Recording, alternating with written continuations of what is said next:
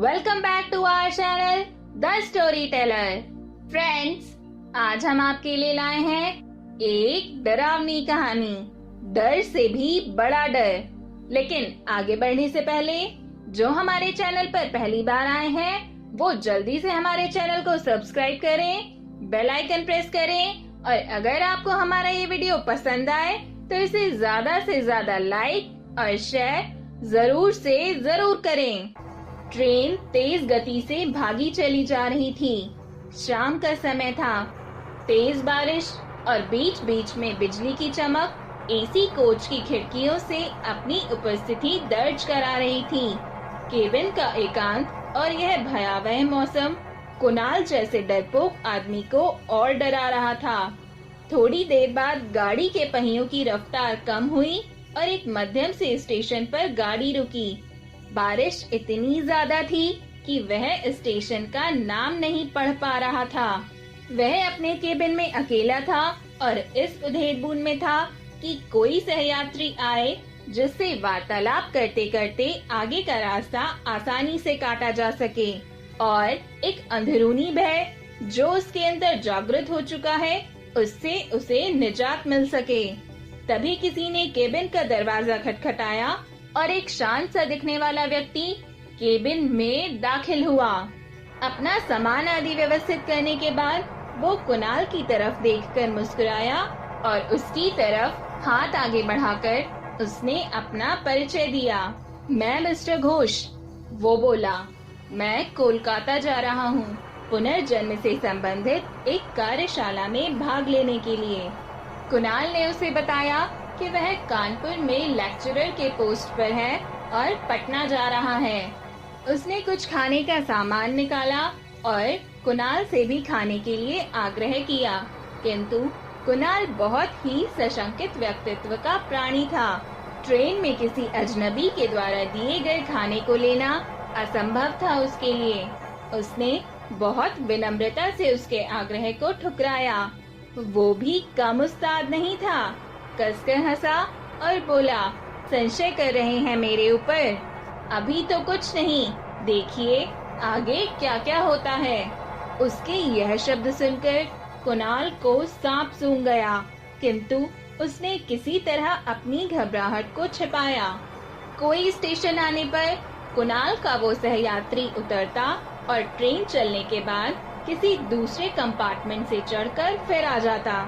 पूछने पर बोलता कि बीच बीच में रेलवे की नौकरी भी कर लेता हूँ। थोड़ी देर बाद कुणाल और वह विभिन्न विषयों पर चर्चा करने लगे। उसने पुनर्जन्म से संबंधित बातें प्रारंभ की और पुनर्जन्म को अंधविश्वास बताया। थोड़ी देर बाद उसने कुणाल से पूछा कि क्या आप भूत प्रेत पर विश्वास करते हैं? कुणाल ने कहा, बिल्कुल। वो जोर से हंसा और बोला, यह सब बकवास है।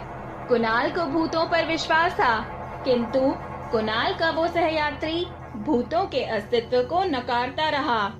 रात अपने यौवन पर पहुंच चुकी थी। डिस्कशन के बाद कुणाल एसी कोच की फर्स्ट क्लास के केबिन में सोने का प्रयास कर रहा था।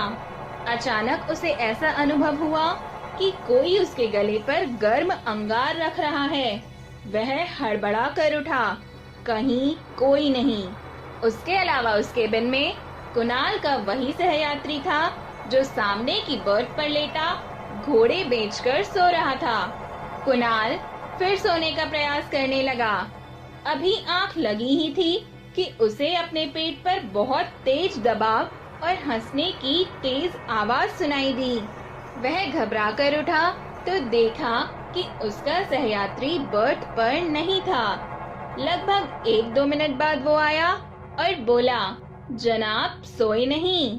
कुणाल ने अपनी घबराहट रोकते हुए उससे कहा, अभी नींद नहीं आ रही है, और अपने बैग से एक मैगजीन निकाली और पढ़ने का नाटक करने लगा। उसका सहयात्री भी बर्थ पर लेट गया और कुछ देर में उसके खर्राटे केबिन में गूंजने लगे। कुणाल भी थोड़ा निश्चिंत हुआ और बर्थ पर आंख बंद कर लेट गया। ट्रेन कभी धीमी होती तो कभी रफ्तार पकड़ लेती, लेकिन कुणाल के दिल ने अब तेज रफ्तार ही पकड़ रखी थी। भय और घबराहट के कारण लघु शंका की इच्छा अपने आप जीवित हो जाती है और वह टॉयलेट की तरफ मुड़ा। जैसे ही उसने टॉयलेट का दरवाजा खोला, वो सहयात्री उसे अंदर दिखा और कुणाल चिल्लाते हुए अपनी बर्थ की तरफ भागा। देखा तो वो सहयात्री इत्मीनान से अपनी बर्थ पर सो रहा है। कुणाल ने घबराहट में उसे जगाया। वो बोला, अरे क्या हुआ? इतना मासूम लग रहा था वो, जैसे कुछ जानता ही ना हो। मैंने कहा, आप यहाँ भी और वहाँ टॉयलेट में भी।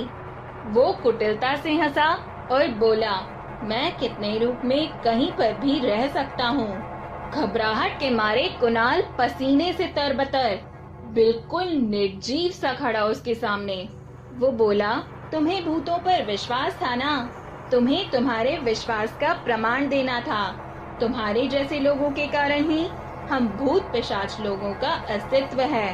इतना कहकर वो कुणाल की आंखों के सामने से अचानक गायब हो गया। वह डर के मारे अवाक और निर्जीव सा अपनी बर्थ पर बैठा था। तभी केबिन के अंदर टिकट निरीक्षक आया। उसका चेहरा देखकर कुणाल को बेहोशी छाने लगी, क्योंकि यह वही सहयात्री था उसका। और वो टिकट चेक कर मुस्कुराता हुआ चला गया। तो दोस्तों, हमारी ये कहानी भी यहीं पर खत्म होती है और अब बारी है चाणक्य नीति के एक सूत्र की। Avoid him who talks sweetly before you but tries to ruin you behind your back, for he is like a pitcher of poison with milk on top। अर्थात ऐसे लोगों से बचें जो आपके मुंह पर तो मीठी बातें करते हैं, लेकिन आपकी पीठ पीछे आपको बर्बाद करने की योजना बनाते हैं। ऐसा करने वाले तो उस विष के घड़े के समान हैं, जिसकी ऊपरी सतह दूध से भरी हुई है। तो फ्रेंड्स, चाणक्य नीति के इस सूत्र को हमेशा ध्यान में रखिएगा और मेरे साथ मिलकर एंजॉय करते रहिएगा मेरी इंटरेस्टिंग ऑडियो टेल्स। हम सब फिर मिलेंगे नेक्स्ट वीडियो में एक और दिलचस्प कहानी के साथ। तब तक के लिए आप सभी को मेरा प्यारा सा नमस्कार और धन्यवाद।